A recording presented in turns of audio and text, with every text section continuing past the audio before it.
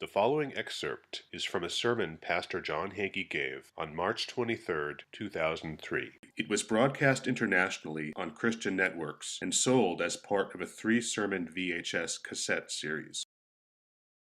Now let's consider the New World Order. This is not a new concept. The concept of a new world order is not new. It first appeared on the plains of Iraq. It's the plains of Shinar, when Nimrod proposed to build the Tower of Babel in Babylon. It was supposed to defy the authority of God. The purpose was to kick God off the face of the earth and to bring in the government of the Prince of Darkness. The Tower of Babel was occultic. It was decorated with signs of the zodiac on its side and on its top.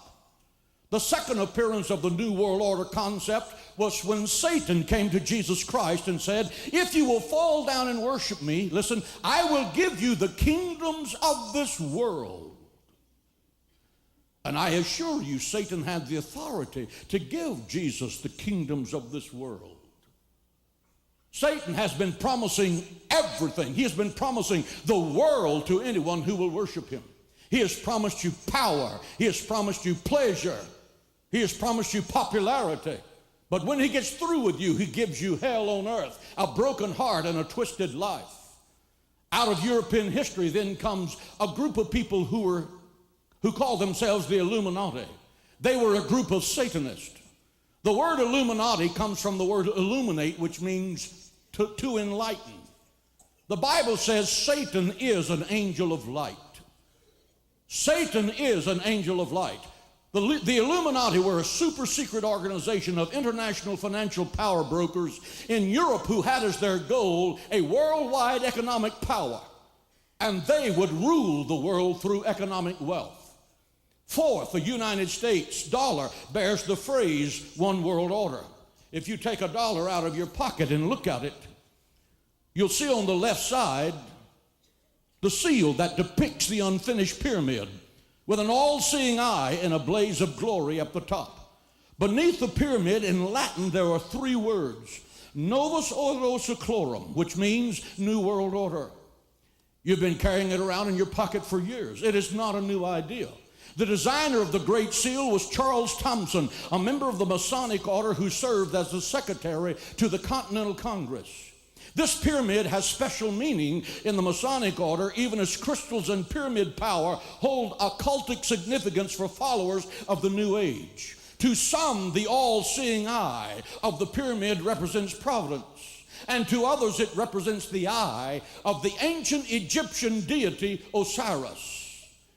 Think about that. After World War I, the war that was supposed to end all wars, President Woodrow Wilson produced something called the League of Nations in man's relentless pursuit to have a one-world government.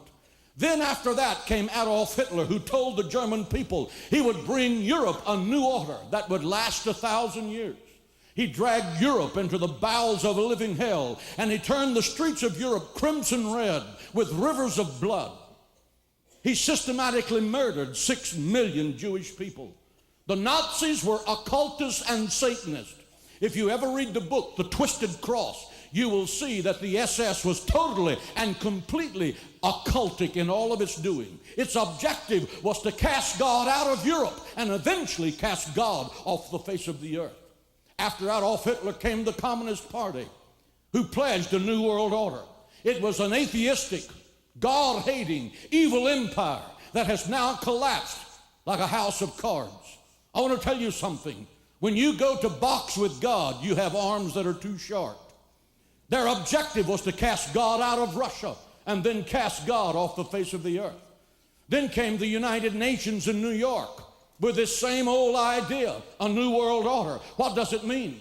Listen to Brock Chisholm, who is the director of the UN World Health Organization. Quote, to achieve world government, it's necessary to remove from the minds of men their individualism, their loyalty to their families, national patriotism, and religion. Get those 4.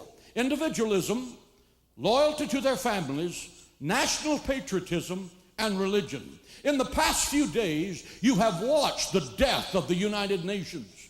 This house of thugs and hypocrites is now, thanks to George Bush, an international joke.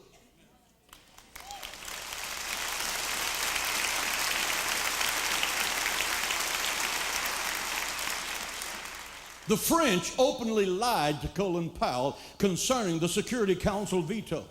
And the Germans and the Russians joined forces trying to prevent America from attacking Saddam Hussein, who is the terrorist of the Middle East. Please understand, ladies and gentlemen, this is not a war against a people. This is not a war against a religion. This is a war against a terrorist organization, part of which attacked us on 9/11. 9/11 goes with this war, and we, through the President of the United States, will pursue until peace becomes ours, the length and breadth of the United States.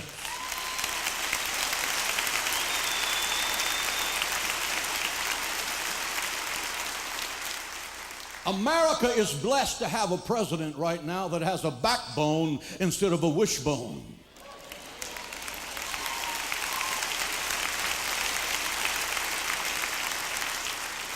He has told the United Nations, we do not need a show of your hands to defend ourselves against terrorists. God bless you, Mr. Bush.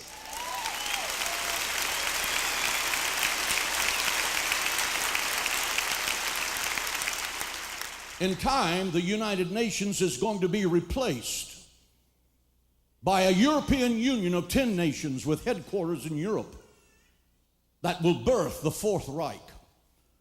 From the Tower of Babel to the United Nations to what will soon develop out of Europe in the rebirth of the Roman Empire. Godless men have been clamoring for thousands of years for a new world order.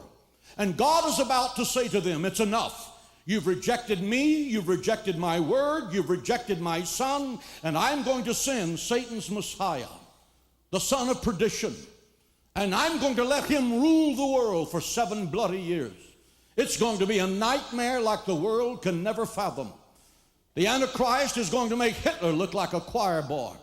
When he first comes to power, he's going to slaughter 1/3 of the earth's population.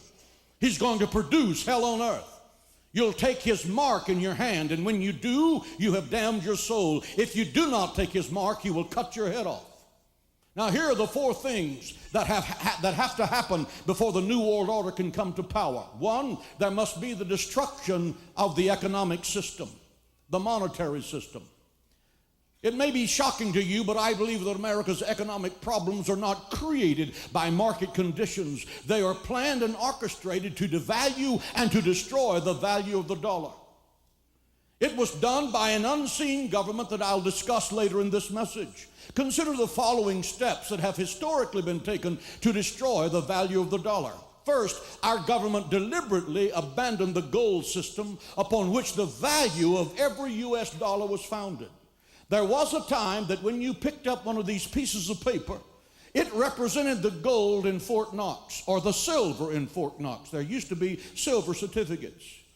It no longer represents anything but trust and fidelity. It may be backed up by less than 5 cents, maybe. From the day that the dollar has been taken from the gold standard, America financially has floundered. I repeat, if anyone tells you you look as sound as the dollar, you need to call Porter Loring. You're in real trouble. Now think about this. Not only were we removed from the gold standard, but our major U.S. banks poured billions of dollars into communist governments. And they poured it into third world dictators who did not, 1, have the ability to pay us back, and neither did they have the desire to pay us back. Now I ask you, as a common sense citizen of America, what would you think your banker would say to you tomorrow if you went to him and said, I'd like to borrow $1 billion. I don't have the ability to pay you back, and I don't have the willingness to pay you back. And he shoveled $1 billion across the top of the table to you. You would think he was crazy. But why did he do that? And why did we do that? Because what few Americans know is that according to the Monetary Control Act of 1980, the Federal Reserve has the power to exchange U.S. dollars for third world debt. Think about that. The message is the banks are not going to lose a dime, but you, the taxpayers of the United States, are going to pay for every blessed bit of it. Why can't Congress control the economy of America? Because Congress does not control America's economic destiny. That may take your breath, but listen to this. Our economic destiny is controlled by the Federal Reserve System that is now headed by Alan Greenspan. Think about this. It is not a government institution. It is controlled by a group of Class A stockholders, including the Rothschilds of Europe and the David Rockefellers of America. According to Article 1, Section 8 of the Constitution, the Federal Reserve System is unconstitutional, but no one in government and no one in the media will cover that point. Listen to this very closely. The Federal Reserve has no elected officials. Secondly, the Federal Reserve has never been audited. The agency that controls the value of the dollar has never been audited. Thirdly, the Federal Reserve sets the rate of interest which determines what your money is worth. So get this one thought. The value of your dollar is controlled by an organization that is not controlled by America. You don't have to have a PhD in finance to understand that. The value of your dollar is controlled by an organization, the Federal Reserve, that is not controlled by America. That's a fact. According to the Jewish Anti-Defamation League, the type of Federal Reserve conspiracy theory promoted by Pastor John Hagee is a classic anti-Semitic myth. In his 1997 book, Day of Deception, that was republished in the year 2000 in an edition billed as having sold over 1.1 million copies, Pastor John Hagee also made the allegation that European Rothschild bankers control America's economic destiny through their supposed control of the Federal Reserve.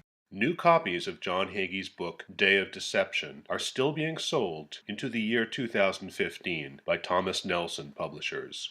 Hagee's Federal Reserve Rothschild banker conspiracy theory resembled claims made in the 1940 Nazi film The Eternal Jew, said to have been produced under supervision of Hitler's chief propagandist, Joseph Goebbels. This Nazi film claimed that, through their alleged control of world money markets, European Rothschild bankers and other Jewish banking houses were, quote, able to terrorize world exchanges, world opinion, and world politics.